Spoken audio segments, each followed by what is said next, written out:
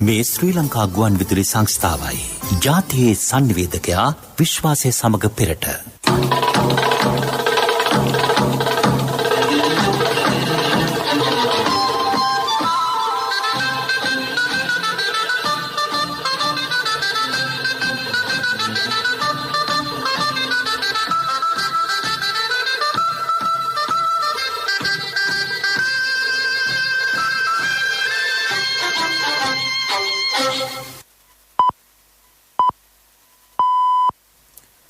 වේලාව සවස 6යි. මේ ශ්‍රී ලංකා ගුවන් විදුලි සංස්ථාවයි. මෙන්න ප්‍රවෘත්ති. සංස්කරණය එදිරිවීර ගුණසේකර, ප්‍රකාශය ගයාන් කෞශාල් ජයවීර. වරාය නගර පනත් කෙටුම්පත පිළිබඳ ශිෂ්ඨාධිකරණ තීන්දුව කතානායකවරයාට 18 වෙනිදා පාර්ලිමේන්තුවට ඉදිරිපත් කිරීමට පියවර. රුවන්පුර අධිවේගී මාර්ගයේ ඉදිකිරීම් කටයුතු අග්‍රාමාත්‍යවරයාගේ ප්‍රධානත්වයෙන් හෙට ආරම්භයි. පළමු මාස ත්‍රිත්වය තුළ දේශීය ආදායම් දෙපාර්තමේන්තුව 98%ක බදු ඉලක්කය සපුරයි. මෙරට කොවිඩ් ආසාදිත මරණ සංඛ්‍යාව 734ක් දක්වා ඉහළට. ගත වූ පැය 24 තුළ ආසාදිතයන් 1939ක්. ජනතාවගේ වගකීම් විරහිත බව හේතුවෙන් ආසාදිතයන් රෝහල්ගත කිරීම ප්‍රමාද වෙන බවට සෞඛ්‍ය අමාත්‍යාංශයෙන් චෝදනා. ජාතික ගුවන් විදුලිය සංවිධානය කරන මහානුභාව සම්පන්න රත්න සූත්‍ර දේශනාව ඉන්දියාව පුරා සතියක් විකාශය කිරීමේ වැඩසටහනේ ආරම්භය අද. ලෝපුරා කොවිඩ් ආසාදිත මරණ 32,58,000ක්. බංග්ලාදේශ සංචාරයේදී යොවුන් ක්‍රීඩකයන් කිහිප දෙනෙක් ජාතික ක්‍රිකට් කණ්ඩායමට. කොළඹ වරාය නගර ආර්ථික කොමිසම් සභා පනත් කෙටුම්පත පිළිබඳ ඉදිරිපත් වූ පෙත්සම් සම්බන්ධ ශ්‍රේෂ්ඨාධිකරණ තීරණය කතානායක මහින්ද අබේවර්ධන මහතාට අද ලැබී තිබේ.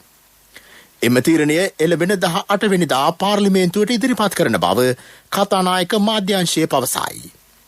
එම පනත් කෙටුම්පත විවාදයට ගැනීම සම්බන්ධයෙන් ඉදිරියේදී පැවැත්වෙන පාර්ලිමේන්තු කටයුතු පිළිබඳ කාරක සභා රැස්වීමේදී තීරණය කිරීමට නියමිතයි.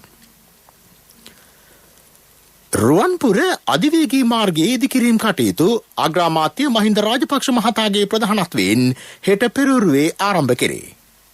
පළමු අදියරේ ඉදිකිරීම් කහතොඩුවේ සිට ඉංගිරිය දක්වා සිදු කෙරේ.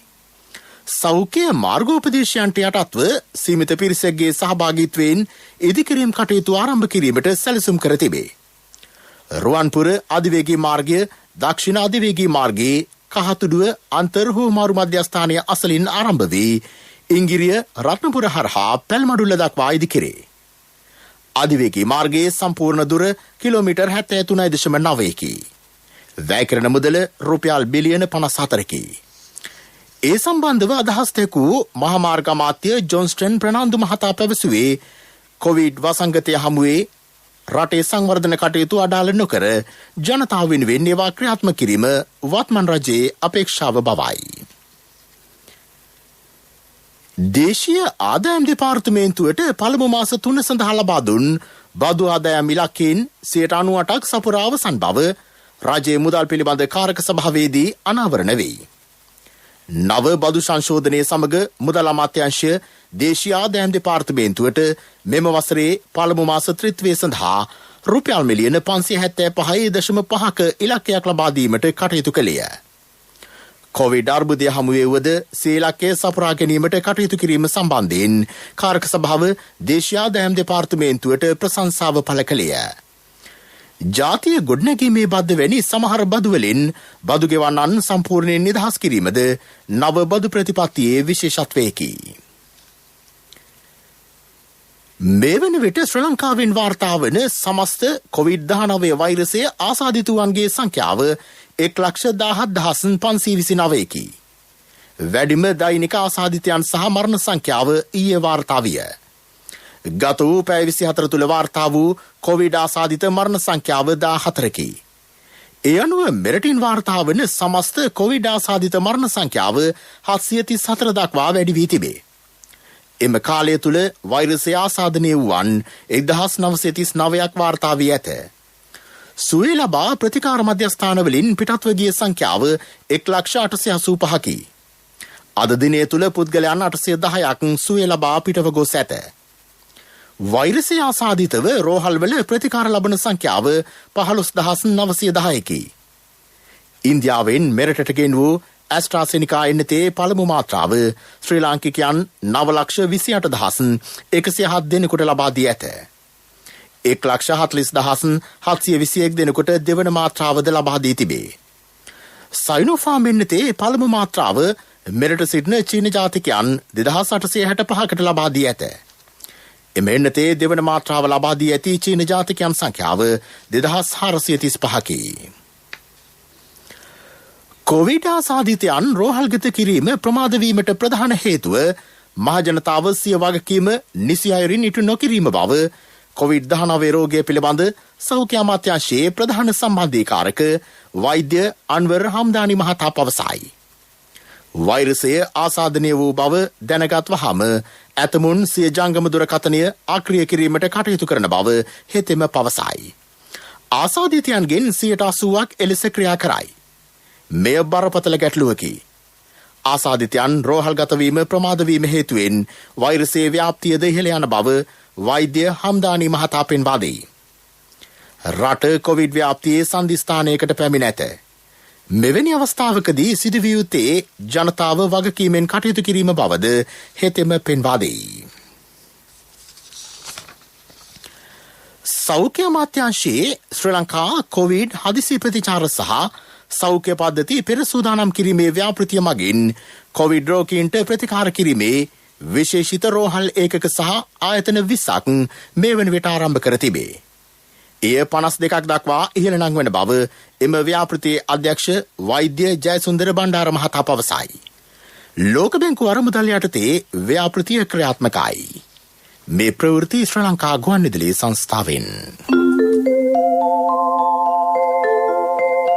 මූලික රක්ෂිත මුදලට බෝනස් මුදලකුත් හිමිවන ශ්‍රී ලංකා ඉන්ෂුරන්ස් early cash.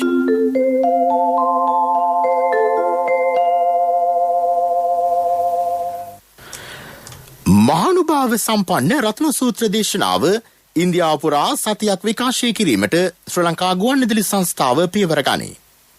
ජාතික ගුවන්විදුලිය සියලු ශ්‍රී ලාංකික රටවැසියන්ට සහ කොවිඩ් වසංගතයෙන් අසරණ තත්වයට පත් ලෝකවාසී ජනතාවට සෙත්පතා පසුගිය වසරේ ඔක්තෝබර් මාසයේදී ආරම්භ කළ රත්න සූත්‍ර දේශනාව අඛණ්ඩව තවදුරටත් පැවැත්වේ. අද වන විට එහි 183 වන දිනේද ලංකාවේ තිබේ. ජාතික ගුවන්විදුලි පරිශ්‍රයේ පිහිටි උතුම් බෝසමිඳුන් අභියස සිට රත්න සූත්‍ර දේශනාව පවත්වමින් අද සිට සතියක් පුරා මෙරටේත් ඉන්දියාවේත් සජීව ලෙස විකාශය කිරීමට කටයුතු යොදා ඇත. වෙසක් මාසය තුළදී මෙවැනි ආශිර්වාදයක් ඉන්දියානු ජනතාව වෙනුවෙන් කිරීමට හැකිවීම මහා පින්කමකි. එමෙන්ම වැදගත් යුතුයකමකි. අද ඉන්දියාව කොවිඩ් ව්‍යසනයෙන් බරපතල පීඩා විඳින තත්වයකට පත්ව තිබේ. එබැවින් ශ්‍රී ලංකා ගුවන්විදුලි සංස්ථාවේ අධ්‍යක්ෂ ජෙනරාල් චන්ද්‍රපාල ලියනගේ මහතාගේ මැදිහත්වීමෙන් ගුවන්විදුලි සංස්ථාවේ කාර්ය මණ්ඩලයද එක්ව මෙම ආශිර්වාද පින්කම සැලසුම් කරයි.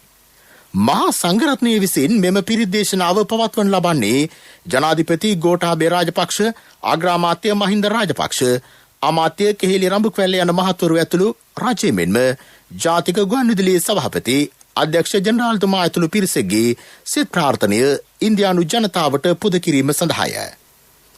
ජාතික ගුවන්විදුලියේ සිංහල, දෙමළ, ඉංග්‍රීසි සේවා සහ ප්‍රාදේශීය සේවා ඔස්සේ මෙන්ම කෙටි තරංග 873 ඔස්සේ ඉන්දියාව පුරා විකාශය කිරීමට කටයුතු යොදා තිබේ. මෙම විකාශය නැවත විකාශයක් ලෙස පසුදින උදැසන 6 සිට 8 දක්වා ආසියානු හින්දි සේවයේ කෙටි තරංග 25M 11905 කිලෝහර්ට්ස් තරංගමාලා ඔස්සේද රත්න සූත්‍ර දේශනාව ශ්‍රවණය කළ හැකිය. අද පසුරු 6:30 සිට 7:30 දක්වා ශ්‍රී ලංකා ගුවන්විදුලි සංස්ථාවේ සියලු දේශීය හා විදේශීය නාලිකා ඔස්සේ රත්න සූත්‍ර දේශනාව විකාශය කෙරේ. මේ සම්බන්ධව වැඩිදුරටත් අදහස් දක්වන ශ්‍රී ලංකා ගුවන්විදුලි සංස්ථාවේ අධ්‍යක්ෂ ජෙනරාල් චන්ද්‍රපාල ලියනගේ මහතා.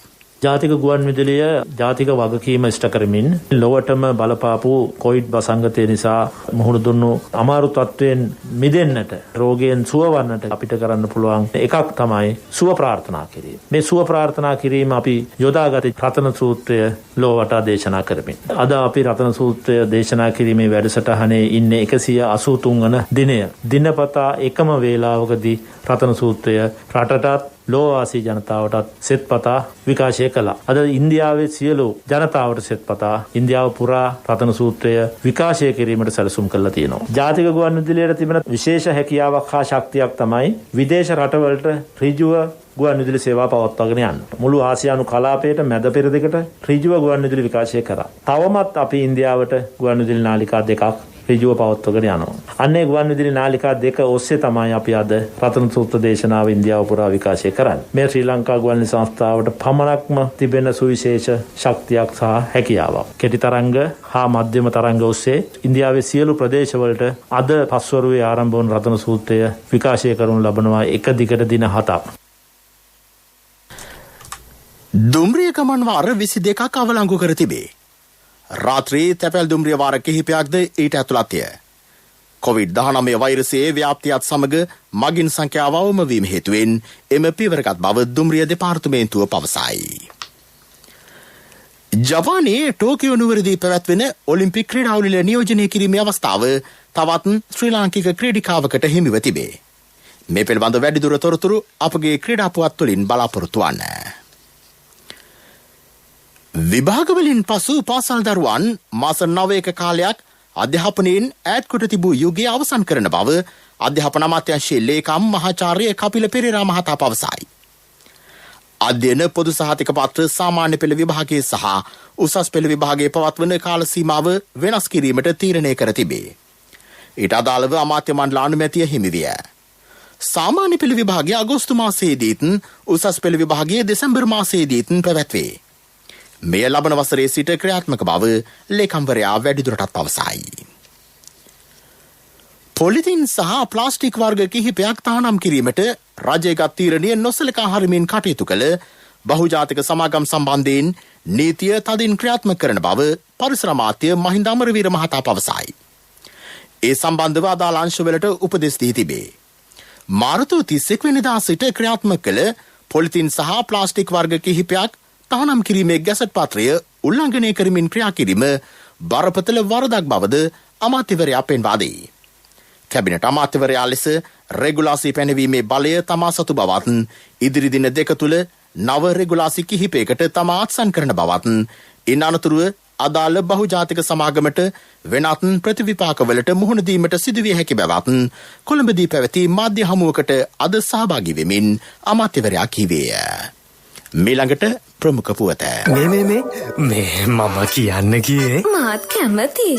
අහන්න කලින්ම ඔව් කලින්ම වෙලාව කලාව එනකම් බලන් ඉන්නේ නැතුව කලින්ම සල්ලි සමග කල්පිරීමේදී මූලික රක්ෂිත මුදලට බෝනස් මුදලකුත් හිමිවන ශ්‍රී ලංකා ඉන්ෂුරන්ස් early cash. ප්‍රමුඛතම පුවත ඔබ වෙත ගෙනෙන්නේ සිද්ධාලේප ලක්වියාව. බන්ධනාගාරගත වන කිසිදු රැඳවියකු PCR පරීක්ෂණයකින් තොරව බන්ධනාගාර තුළට ඇතුළත් කර නොගන්නා බව බන්ධනාගාර කොමසාරිස් චන්දන ඒකනායක මහතා පවසයි. කොළඹින් රිමාන්ඩ් බන්ධනාගාරගත කරන සැකකරුවන් පල්ලන්සේන කඳවුරට යොමු කෙරේ. එහිදී PCR පරීක්ෂණ සිදු කර කොරෝනා ආසාදනය නොවූ අය පමණක් පැරණි බෝගම්බර සිර කඳවුරට යොමු කෙරේ. කොරෝනා වැළඳී ඇතනම් එවැනි රැඳවියන් කිලිනොච්චියේ අයියේ කච්චි සිර කඳවුරට යොමු කරන බව චන්දන ඒකනායක මහතා පවසයි. ප්‍රමුඛතම පුවත ඔබ වෙත ගෙන ආවේ සිද්ධාලේප ලක්වියාව. ශක්තිය හඬ අවධානය පිණිසයි. කාර්යාලවල කුඩා මට්ටමේ ඒකරාශී වීම පවා අත්හිට විය යුතු බව මහජන සෞඛ්‍ය පරීක්ෂකවරුන්ගේ සංගමේ සභාපති උපුල් රෝහණ මහතා පවසයි. කොරෝනා ව්‍යාප්තිය පාලනය කිරීම සඳහා සියලු දෙනාගේ සහයෝගය අවශ්‍ය වේ. එවැනි ඒකරාශී වීම සහ හමුවීම කොරෝනා ව්‍යාප්තියට පසුබිම සකස් කරයි. මෙසේ සෞඛ්‍ය උපදෙස් නොතකා ඒකරාශී වන කණ්ඩායම්වලට එරෙහිව නීතිය ක්‍රියාත්මක කිරීමට ආයතනික මට්ටමින් ප්‍රධානීන් දැනුවත් කළ බවද උපුල් රෝහණ මහතා ජාතික ගුවන් විදුලියට පැවසිය. ලෝක ප්‍රවෘත්ති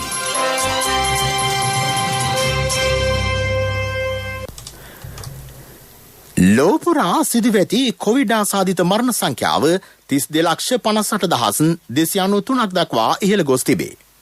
වැඩිම මරණ සංඛ්‍යාව ඇමරිකාවෙන් වාර්තා වේ. එය 5,93,148ක් දක්වා වාර්තා වේ. ඉන්දියාවෙන් වාර්තා වන මරණ සංඛ්‍යාව 2,30,168කි. බ්‍රසීලයෙන් කොවිඩ් ආසාදිත මරණ 4,14,645ක් වාර්තා වී ඇත. ප්‍රංශයෙන් වාර්තා වන මරණ සංඛ්‍යාව 1,50,631කි. රුසියාවෙන් කොවිඩ් ආසාදිත මරණ 1,12,246ක්ද, මහා බ්‍රිතාන්‍යයෙන් 1,27,570ක්ද, ඉතාලියෙන් 1,22,500ක්ද වාර්තා වේ. මෙක්සිකෝවෙන් වාර්තා වන කොවිඩ් ආසාදිත මරණ සංඛ්‍යාව 2,18,007කි. රටවල් 8කින් ලක්ෂයකට අධික කොවිඩ් ආසාදිත මරණ වාර්තා වී ඇත. චීනය සහ ඕස්ට්‍රේලියාව අතර ප්‍රධාන ආර්ථික සංවාද දින නියමයක් නොමැතිව කල් දැමේ. කොරෝනා වෛරසයේ මූලාරම්භය සම්බන්ධයෙන් චීනයට චෝදනා එල්ල කිරීම සාධාරණ බව ඕස්ට්‍රේලියාව පවසයි. මේ අතර චීනයේ වැඩියෙන් අලෙවි වන ඕස්ට්‍රේලියානු වයින් සහ හරක් මස් සඳහා පසුගියදා චීනය දැඩි වෙළඳ සම්බාධක පැනවිය. දෙරට අතර රාජතාන්ත්‍රික මට්ටමේ ගැටුම්වල මූලාරම්භයක් ලෙස සනිටුහන් වනු ඇතැයි BBC පුවත් සේවය පවසයි. කොරෝනා වෛරස මර්ධන එන්නත් සඳහා පේටන් බලපත්‍ර ලබාදීමේ අවශ්‍යතාවක් නොමැති බවට වන ලෝක වෙළඳ සංවිධානයේ මතයට ඇමරිකාවේද සහයෝගය හිමිවෙයි. ඇමරිකාව පවසන්නේ නිෂ්පාදනය කරන සමාගමට හෝ රටට ලබා දෙන පේටන් බලපත්‍රය මෙහිදී වැදගත් නොවන බවයි. වැදගත් වන්නේ ඉන් ඇති බලපෑම පමණක් බවද ඇමරිකාව පෙන්වා දෙයි. නමුත් ඉන්දියාව සහ අප්‍රිකානු සමාගම් කිහිපයක් පේටන් බලපත්‍රයේ වැදගත්කම පෙන්වා දී ඇත. පිරසර සංවර්ධනයක පුවත් සම්පින්ඩනය සංවර්ධන පුවත්.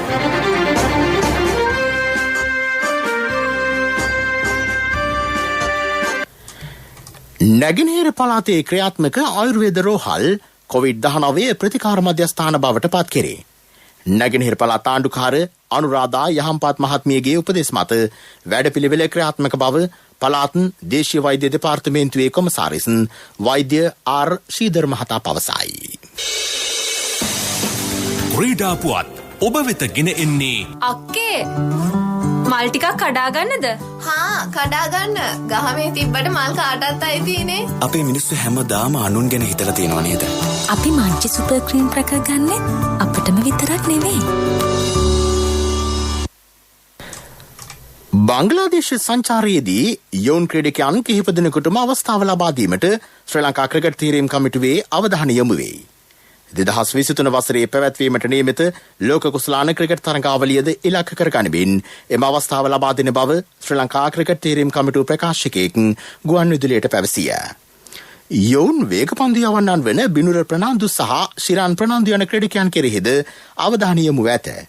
මේ හේතුවෙන් බංග්ලාදේශ සංචාරයේ ශ්‍රී ලංකා එක්දින සංචිතයේ ස්ථානය ජ්‍යෙෂ්ඨ ක්‍රීඩකයන් කිහිප දෙනෙකුට අහිමි වනු ඇත.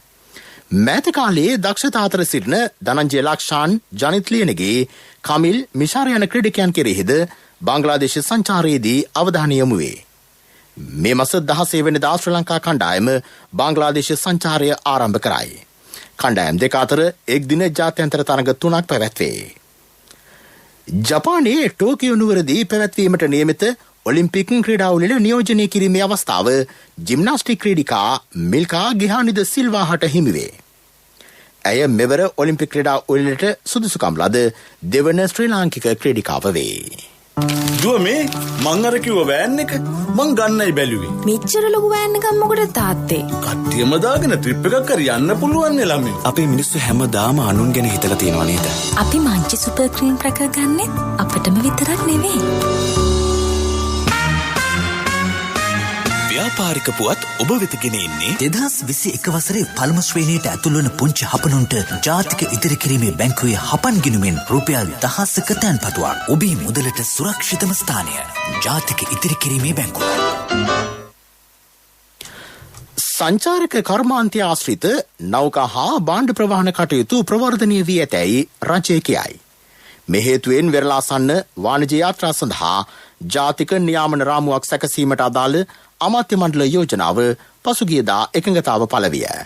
වරාය සහ නාවික කටයුතු අමාත්‍යවරයා ඊට අදාළ අමාත්‍ය මණ්ඩල පත්‍රිකාව ඉදිරිපත් කර තිබේ.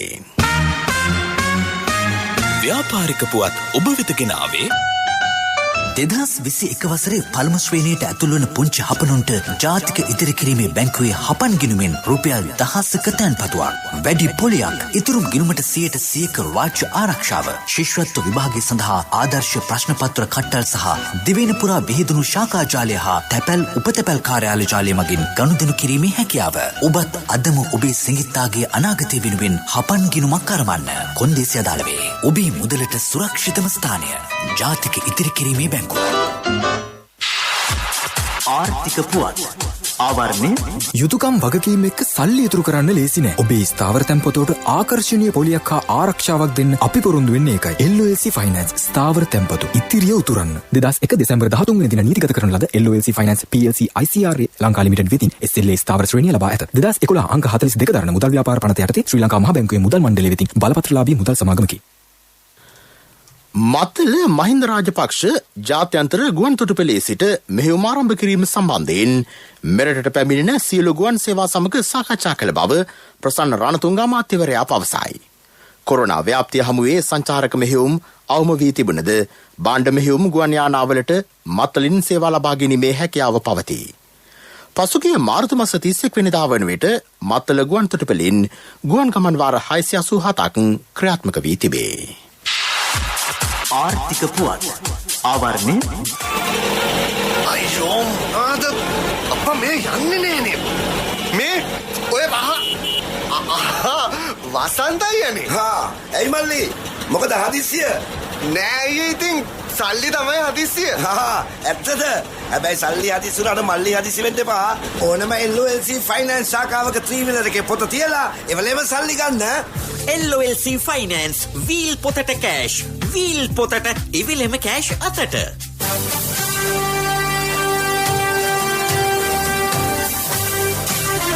කාලගුණ වාර්තාව ඔබ වෙත ගෙන එන්නේ සයුරු දීවර කාලගුණ තොරතුරු සේවාව. ඔබගේ ප්‍රදේශයට අදාළ කාලගුණ තොරතුරු නොමිලේ එසැනින් ඔබේ ඩයලොග් දුරකථනයට 828 අමතා ලියාපදිංචි වන්න. දීවර හා ජලජ සම්පත් දෙපාර්තමේන්තුව සහ කාලගුණ විද්‍යා දෙපාර්තමේන්තුවේ ඉදිරිපත් කිරීමකි. සයුරු සමග සොරැකීම.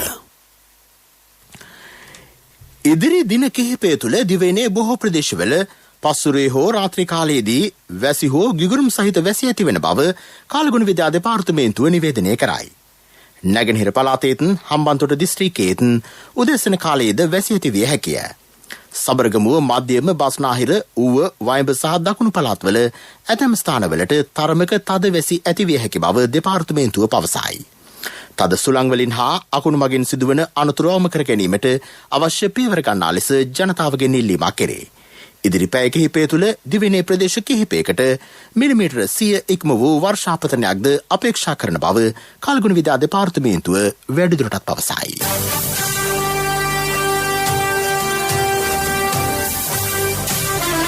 කාලගුණ වාර්තාව ඔබ වෙත ගෙන ආවේ සයුරු දීවර කාලගුණ තොරතුරු සේවාව. ඔබගේ ප්‍රදේශයට අදාළ කාලගුණ තොරතුරු නොමිලේ එසැනින් ඔබේ ඩයලොග් දුරකථනයට 828 අමතා ලියාපදිංචි වන්න. දීවර හා ජලජ සම්පත් දෙපාර්තමේන්තුව සහ කාලගුණ විද්‍යා දෙපාර්තමේන්තුවේ ඉදිරිපත් කිරීමකි. සයුරු සමග සොරැකීම. ප්‍රවෘත්ති අවසන් කිරීමට යලි සිරස්තල. වරායනගර පනත් කිටුම්පත පිළිබඳ ශ්‍රේෂ්ඨාධිකරණ තීන්දුව කතානායකවරයාට 18 වෙනිදා පාර්ලිමේන්තුවට ඉදිරිපත් කිරීමට පියවර. රුවන්පුර අධිවේගී මාර්ගයේ ඉදිකිරීම් කටයුතු අග්‍රාමාත්‍යවරයාගේ ප්‍රධානත්වයෙන් හෙට ආරම්භයි. පළමු මාස ත්‍රිත්වය තුළ දේශීය ආදායම් දෙපාර්තමේන්තුව 98%ක බදු ඉලක්කය සපුරයි. මෙරට කොවිඩ් ආසාදිත මරණ සංඛ්‍යාව 734ක් දක්වා ඉහළට. ගත වූ පැය 24 තුළ ආසාදිතයන් 1939ක්. ජනතාවගේ වගකීම් විරහිත බව හේතුවෙන් ආසාදිතයන් රෝහල්ගත කිරීම ප්‍රමාද වෙන බවට සෞඛ්‍ය අමාත්‍යාංශයෙන් චෝදනා. ජාතික ගුවන් විදුලිය සංවිධානය කරන මහානුභාව සම්පන්න රත්න සූත්‍ර දේශනාව ඉන්දියාව පුරා සතියක් විකාශය කිරීමේ වැඩසටහනේ ආරම්භය අද.